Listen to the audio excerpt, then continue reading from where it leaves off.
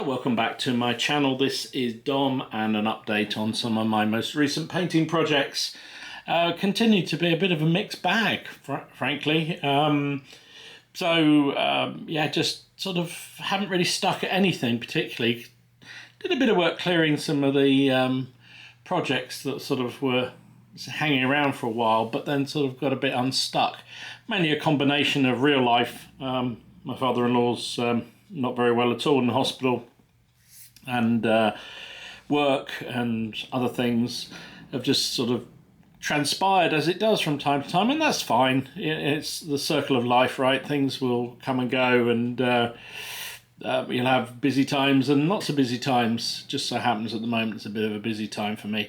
I finished off this. I've shown it on the plastic crack on a Monday night in stages. So this is a 3D printed 15mm Platoon Farm from the Waterloo campaign, and I picked it up on eBay. It wasn't a bad price. I think it was about 20 quid for the thing.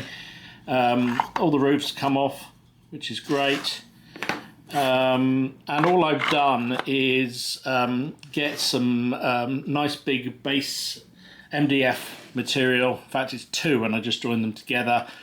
And then in the middle here, this is it's from it's Doll's House paper. Basically, it's like, I think it's used as wallpaper, but I basically have made sure I got ones that look sort of small enough for cobbles, or sort of I guess sort of slabs in the courtyard, and stuck it down on the wood, and then stuck the buildings down on top. And I'm quite pleased with the effect. I think it works pretty well. I think it'll be, oops, there we go, the roof comes off.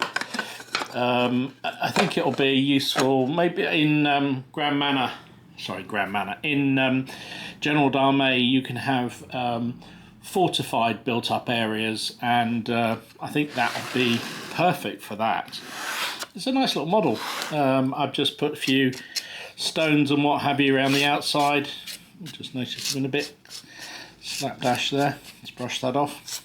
But I'm quite pleased with the effect. I think it works quite well. So there you go, another bit of terrain. Seems to have been terrain year so far. Mostly, don't know why really, just has. But pleased to get that done. I think it'll be quite effective on the tabletop. So next up, I've shown off my Greek Second World War figures from Great Escape Games, which I'm going to use for bolt action probably. And as I sort of finished off the army, I wanted to add some extra options to it. So if I do get a game with it sometime soon, it's flexible and has the variety which I want. And I've been also doing quite a lot of reading on the period. It's fascinating, the early war on the Albanian border between the Italians and the Greeks. And one thing you do read repeatedly is about the impact of the Greek cavalry. They're very much an elite force in the army, and very much a reserve force that was brought forward as and when it was needed. I wanted to have some cavalry option within the list, and within the bolt action army list you can have mounted cavalry. In some cases it's veteran. I went hunting. Now nobody seems to do Greek World War II cavalry, but looking up some of the websites, people talking about how they just basically look very much like French or Italians. So I went along to Empress, and they have a group of, they have options for Italian cavalry. So I bought them, and that's what these are. So they are Italian cavalry. They're not quite right. I know the Greeks didn't tend to use these soft caps. Also, the guy back there has got looks like a Thompson submachine gun. The guy at the front here's got a LMG slung behind his back. And in the army lists, you can't have either. But I'm not going to tell anyone because they're jolly nice figures. I really, really like them. I'm getting very into Empress miniatures. I think they're very good indeed. So you've got the officer at the front who just looks very much like a British cavalry officer out of the First World War, which apparently they certainly did. And then the bugler, and then the rest squaddies. The guy with the standard, he obviously was supposed to be holding a standard, so I gave him one. Simple as that. So, but yeah, really pleased with those, and that bulks out my Greek bolt action army. So next up, I've shown a few times on my updates some work I've been doing with 20mm figures, because we've been playing a bit of battle group at the club, World War II, really enjoying the rules, and although we got an awful lot wrong, but I realised that while I had quite a lot of vehicles in my 20mm German army, the infantry left a lot to be desired. I'd never really focused on infantry because we used to play, years ago, rapid fire, and predominantly as a vehicle-based game, and I realised that I didn't have that much quality infantry. In fact, in all honesty, most of it was very old plastic airfix stuff, and it really wasn't worth salvaging, so the majority of it went in the bin. I've never done that before, but I did with some of those. So I picked up a bag of Plastic Soldier Company here, German infantry, and I've been painting them up, and this is them, and they're good, solid, not the most detailed, but not bad actually. For the price, you get an awful lot of figures. I've got another, I guess, around 15 to 20 more to do, and that was one bag, which was pretty good value, I think. Simple to paint up, just actually spray painted, undercoated with the army painter, field grey colour, and then picking out the belts and the buckles and the rifles and the flesh and that kind of stuff, and then a little bit of a dry brush and varnish, and jobs are good, and you can see I've got a couple of MG squads in there, a couple of MG teams in there, which is very useful, and there's a mixed bag of rifles and submachine gun wielding Germans, so they'll be perfect for the collection. And so when I finish off the others, I've then got a little bag of, I also bought a set of SS 20mm plastic company figures, which I'll get round to doing as well at some point. So there you go. This is a unit of, well, I'm going to use them as Greek cavalry, dismounted cavalry. I showed off a few weeks ago the Greek World War II army I picked up from Great Escape Games to play bolt action with. Really enjoyed painting them up, and actually when I got into the army lists and deciding what I was going to play, if I ever get around to playing the bolt action, which I think I will. I think I'm going to have a game against Silvio's Italians at some point. A nice historic matchup if ever there was one. So they look like the Italian or possibly French early war cavalry. So I went on to Empress Games and bought, I think these are supposed to be Italian cavalry, and I just thought they'll do nicely. I'm not sure how often they'll see the table. They're close enough. If anybody complains, they've just stolen all the equipment from the Italians. Yeah, this is a group. In fact, in the army list, you can't have submachine guns or light machine guns for the cavalry, for the Greek cavalry unit. But the pack came with them. But on the other hand, you can only have 10 cavalry, and there's 12 here. So those two, the guy with the submachine gun and the guy with the LMG, probably just won't ever see the field. But while I was painting them, I thought I might as well paint them up. So yeah, so that's them done as their dismounted versions, and nice figures they are too. I think I don't have enough Empress miniatures in my collection. I think they do some lovely stuff. I've got a few for the English Civil War, but not other periods. So anyway, that's and if you're wondering which one it was, it's that one. I've done half his belt. No, I haven't done any of his belt. Oh, Jesus. Anyway, lovely figures. Largely done. and ready to join the Greek army.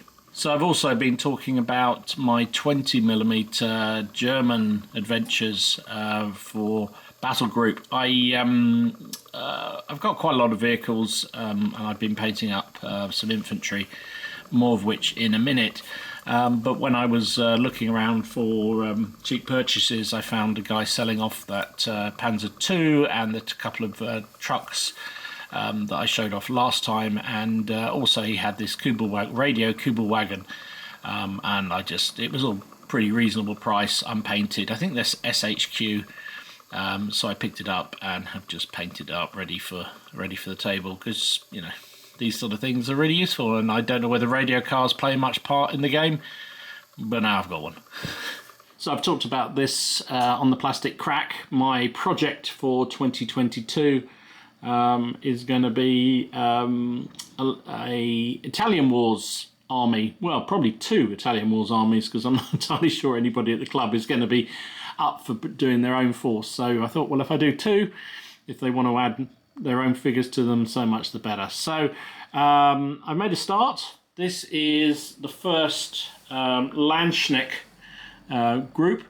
And I've just gone bananas with the colours. Somebody laughed at me. They're saying that the pale blue and yellow is kind of like reminds them of the refreshers, if you remember those from olden times, sweets. But I just went a bit mad with colours, and I did some different processes that I don't normally do. I did my usual undercoat of light grey, and then I actually washed them all with Nuln Oil, sorry, just to bring out all the features so I could see what was going on. And then I used some inks and washes to sort of undercoat some of the colour areas, and then just built up the colours from there. Put another coat of, I think it was sepia wash over the whole figure, and then went back and picked out more colours. And I'm really pleased with the effect. I think it's come out pretty good. Let's just move that out a bit, because it's a little bit it's a bit tricky to show this because it's quite a big block. It's not. I can hear Ken and others saying that's not a big block. It's only 24 figures. So based on all as one piece, I decided that I'd do this. I've struggled with the reason why I hadn't started the project earlier was because I wasn't sure what rule set to do, and I think I've decided I'm going to stick with Pike and Shot because it's a rule set I know reasonably well, and I've seen some adaptations and modifications which I think should add a really nice flavour to the period. So I've therefore paced these up as basically this is like a 24-man figure block, but I've done it in one block. So it's 120, 12 centimetres wide by 10 centimetres deep. And the beauty of that is it's a little bit spaced out in terms of the figures. So then they're obviously in ranks, but they're not absolutely fixed. And I've you'll see it in some of the other blocks in a minute, I've spread the figures out a bit, so they're sometimes a little bit more grouped in one place than others. And I think that works quite well. So that's a Lanshnek. The flags are from the Imperial Service. That's the only thing I'm not entirely sure. I'm probably going to make a right hash with the flags on these units because I don't know. And a little bit of knowledge is a dangerous thing, and despite all the reading I've done, I'm sure I'm getting it wrong. But that's one block, and this is block 2. So this is another Lanshnek formation, another 24 figures. You can see what I mean a bit more about the grouping of the figures. These 4 are much tighter grouped than this lot over here, for instance, which I kind of wanted to get the effect of, and I think it works quite well on these big bases. Should have said on the others, they're a mixed bag. So there's a mixture of foundry. They're all metals, so all metals. The foundry figures, there's a few random Perrys in there. There's well, this guy at front I can definitely see is a warlord figure. That's it, from the inspired my trip to Malta before Christmas, so I thought I'd put a Knight of St. John in my pipe block. In fact, there's a couple of them there. There's another one here, and there's another one there with the two-handed sword. So they're a mixed bag. There's also, I think, some artisan figures as well in my collection. So I just really mixed bag, but I went a bit bananas on metal figures, just because I really wanted to make them metal. I enjoy painting metal figures.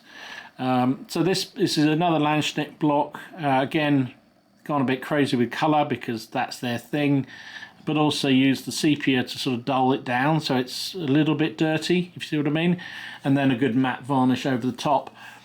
These ones have got flags for Lanshneks in the French army, and if I did decide to do really big battles, I could form these, combine a couple of blocks to make them 2 96-man blocks, which I think would be quite full. I also decided to bring a bit of colour in, so you see the angry priest at the front there. It's probably not going to last too long in a pipe block, but yeah, just a bit of fun. So that's number 2. So I've already shown in past videos some time ago that I had some knights from Steel Fist miniatures, and I just painted them up just something different during the lockdowns actually, and I thought, well, I'm going to bring them out of sort of just display and use them in the in my forces. Had some fun getting them off their original penny or 2p bases, thanks to everybody's suggestion on the Plastic Crack Facebook page to stick them in the freezer, which is what I did, and they did come off.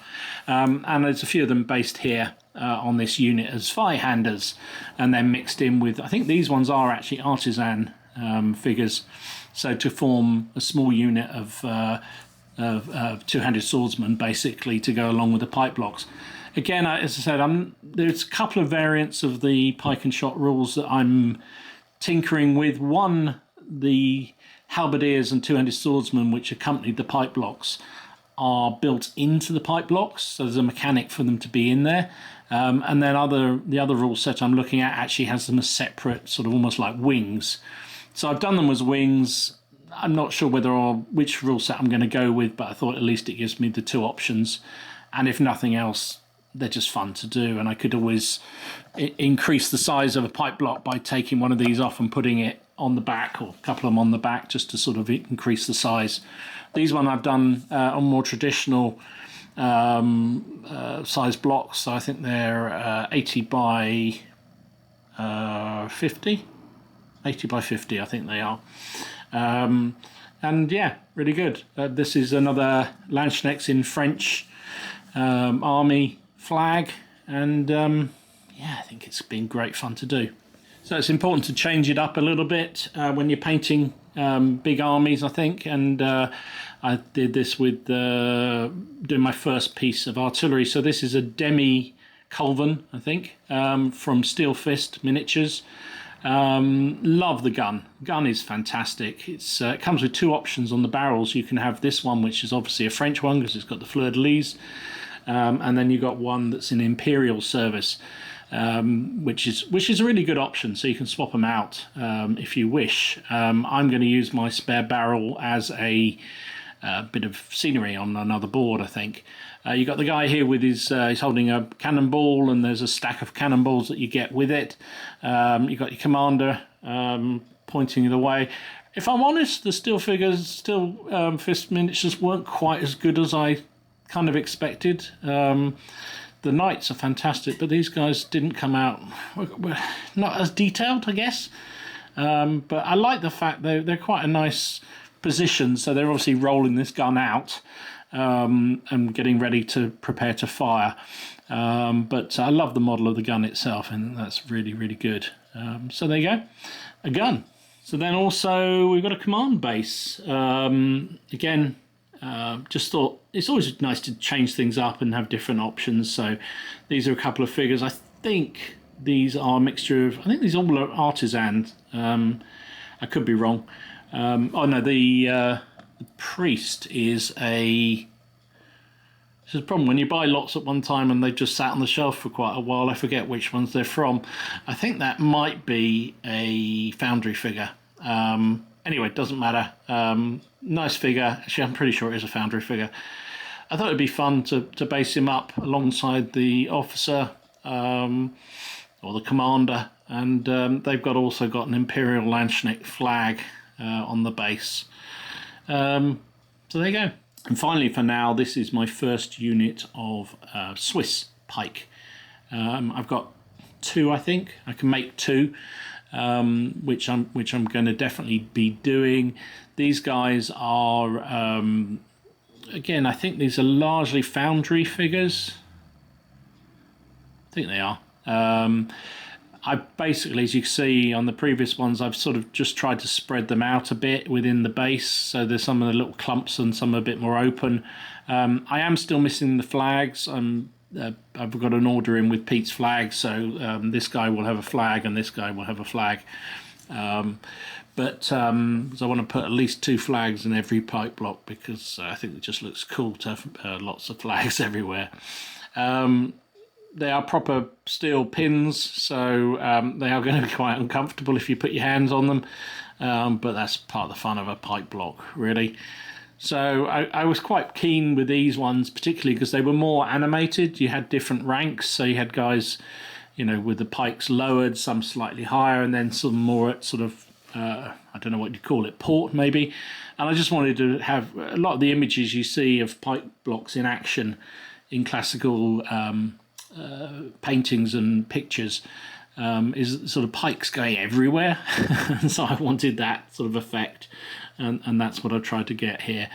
I've predominantly done, I mean, they didn't tend to use uniforms from everything I've read, but there was certainly seems to have been a sort of the uniformity of colour to some degree, and that's what I went for with these Swiss. I've predominantly made them red. Red is the main colour, and also I think it actually looks quite spectacular. So yeah, really pleased with how these have come together, and it's been tremendous fun to do.